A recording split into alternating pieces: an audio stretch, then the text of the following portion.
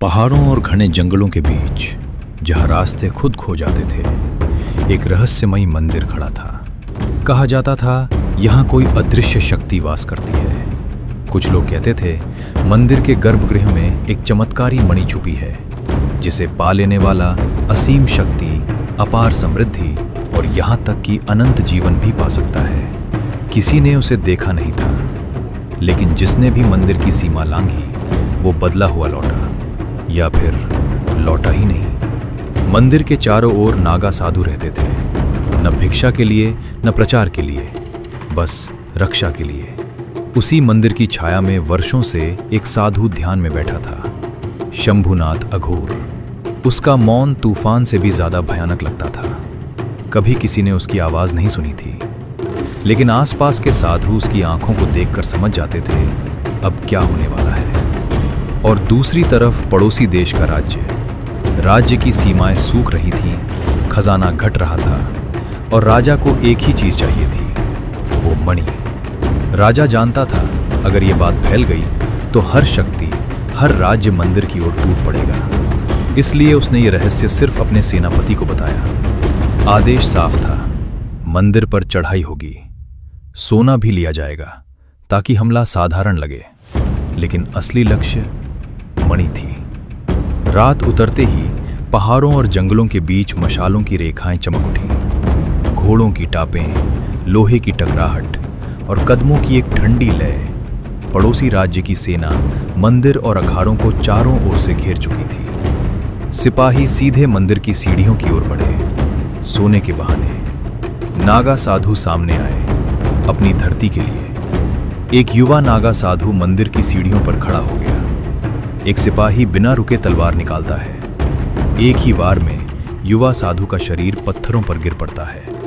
मंदिर की देहरी खून से लाल हो जाती है। तभी मंदिर की छाया से शंभुनाथ अघोर बाहर आता है। वो कुछ नहीं बोलता। उसकी आंखों में मानो प्रलय स्वयं चल पड़ा हो।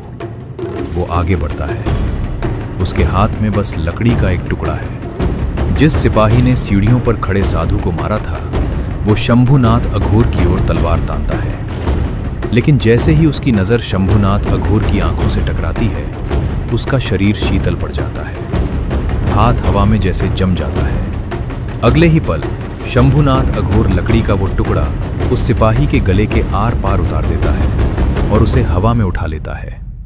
ये दृश्य देखकर सिर्फ सिपाही ही नहीं, नागा साधु भी सिहर उठते हैं, क्योंकि पहली बार उन्होंने शंभुनाथ अघोर का क्रोध अपने चरम पर देखा था। शंभुनाथ अघोर एक कदम और आगे बढ़ता है। मंदिर के आंगन में धरती में धंसा हुआ एक पुराना त्रिशूल पड़ा है। वो झुकता भी नहीं। एक ही हाथ से वो त्रिशूल को जमीन से उखाड़ लेता है। धरती फटती है। धूल और कंकड़ हवा में भर जाते हैं। सामने खड़े सैनिकों के चेहरे का रंग उड़ जाता है। अब उन्हें समझ आने लगता है, ये साधु नहीं, ये युद्ध है। शंभुनाथ अघोर त्रिशूल को जमीन पर टिकाता है। एक पल सब कुछ थम जाता है। फिर वो त्रिशूल घुमाता है। कोई मंत्र नहीं, कोई गर्जना नहीं, सिर्फ हवा चीरती लोहे की आवाज। पहला वार सीधे सामने खड़ी पंक्ति पर पड़ता है। त्रिशूल की नोक एक साथ कई शरीरों को चीरती हुई निकल जाती है। कुछ वहीं गिरते हैं, कुछ पीछे उछलते हैं। तलवारें हाथों से छूटकर पत्थरों पर गिरती हैं। मंदिर का आंगन अब पूरी तरह युद्ध भूमि बन चुका है। नागा साधु चारों दिशाओं से छाया बनकर निकलते हैं। कोई चेतावनी नहीं, कोई आदेश नहीं, सिर्फ हड्डियां चटकती हैं, शरीर गिरते हैं और जमीन खून पीती है। सेना संख्या में ज्यादा थी, लेकिन पहाड़ और जंगल उनके नहीं थे।